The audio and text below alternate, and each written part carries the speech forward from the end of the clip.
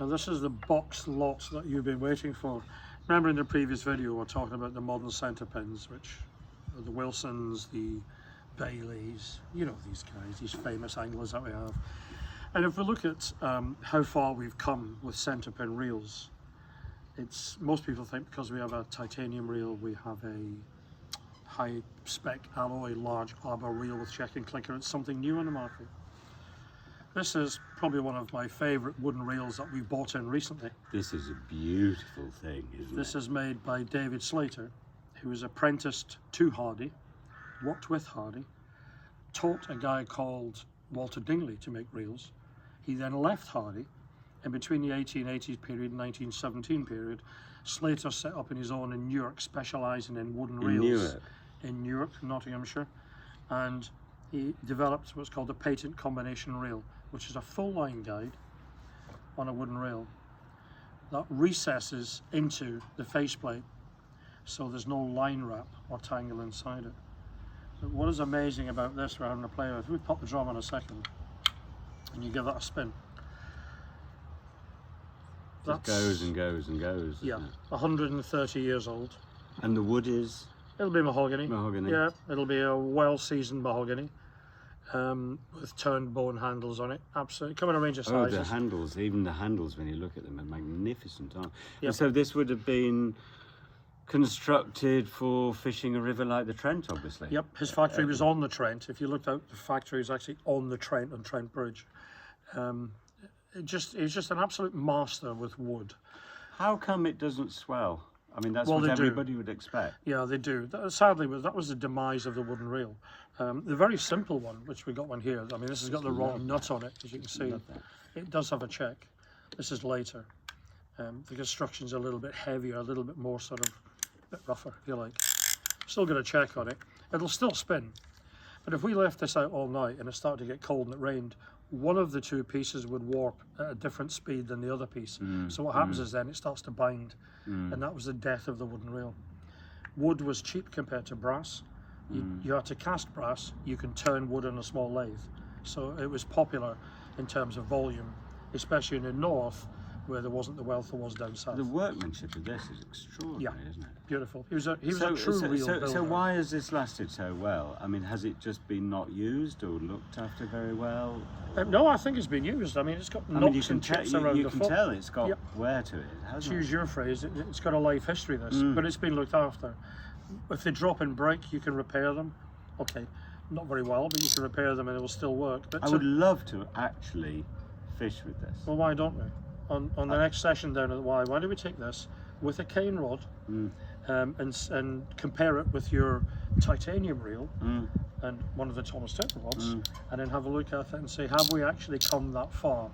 And it's probably that you're going to say we've come a little way, but we're not miles away from where we started off. I mean, 1888, 1890. It's incredible, isn't it? I mean, I can appreciate these, but I am really at heart.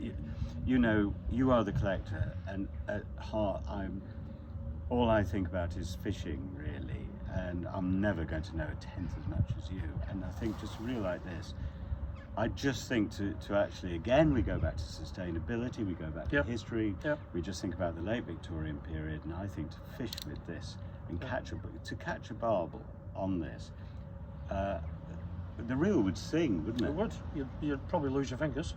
I wouldn't damage care. it's I haven't got do. many left anyway, so I just think it's gorgeous. got an exposed rim. I just think it's gorgeous. It's got an exposed rim, so you can actually rim brake with this as well. I know. Yeah, which is I mean, for to me, it shows collecting in a completely different light. You know, it's just how absorbing to buy something like that and fish with it.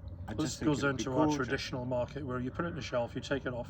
Every once in a while, you put it on, you fish with an old quill float, your old bamboo landing net, you do the whole thing, you know? Yeah, but you don't even have to be precious like that, do you? You know, you don't have to take it to that degree. I mean, that would go beautifully on a modern rod. It would be lovely. Yeah. You know, foot blade's not overly long. If you upscale that. I mean, I've got my eye on this because you mentioned that this could possibly have been used, I suppose we're talking late 19th century for Mahseer. Yep, Mahseer or lighter sea fishing.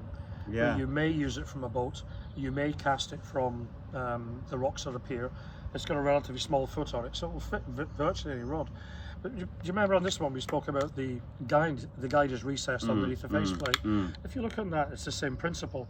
Two separate guides, and they are recessed under the faceplate again to stop tangles. Yeah, of But course. look at the money's been spent on this. Yeah. They have fitted a brass plate to the rear of the drum.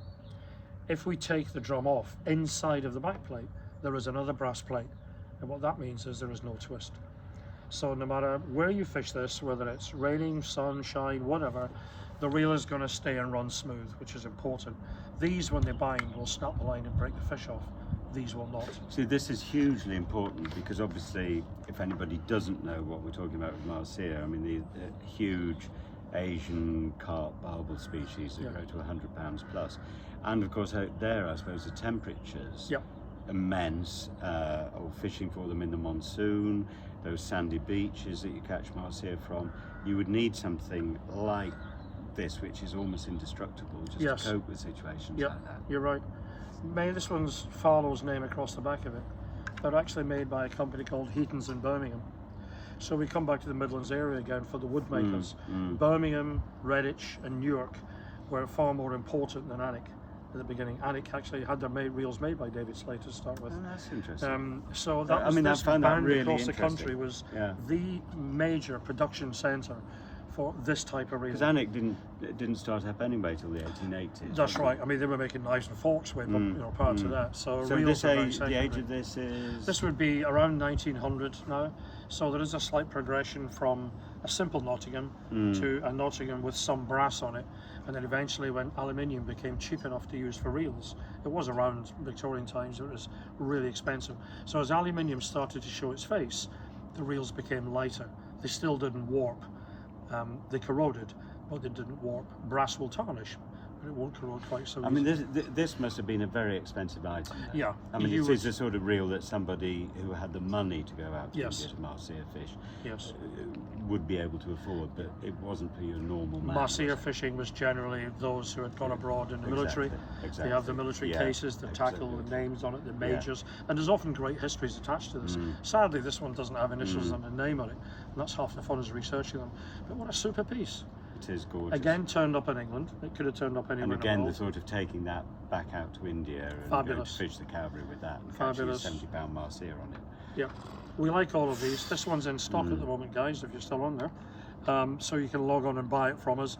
Interested in any wooden reels you've got? There are budget wooden reels, but there are collectors worldwide for anything that's Nottingham wood reel based. So if you have similar, give us a buzz. Let's chat wood and let's get fishing with this, so you can prove everything you're telling me how good you are. Touch wood and catch one. You will.